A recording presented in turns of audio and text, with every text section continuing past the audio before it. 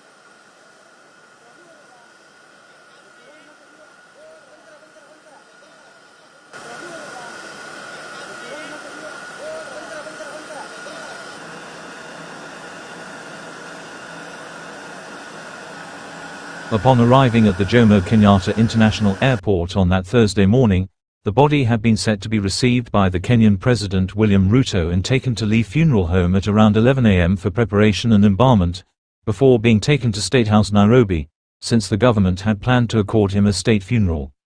From State House, the body is set to be taken to Parliament at around 2 p.m. for public viewing up to 5 p.m. before being taken back to Lee Funeral Home ahead of a public prayer service and state funeral at the Nyayo Stadium that's to be held on Friday.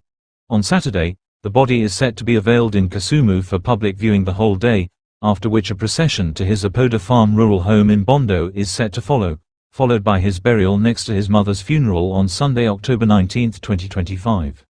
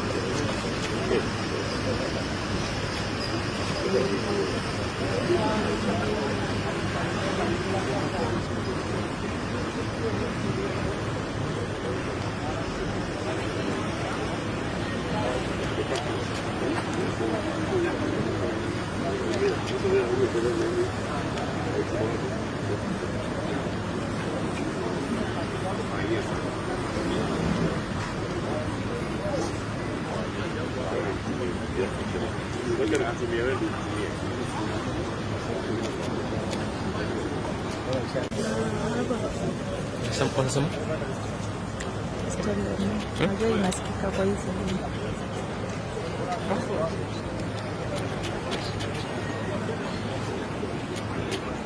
there's no major issues, no?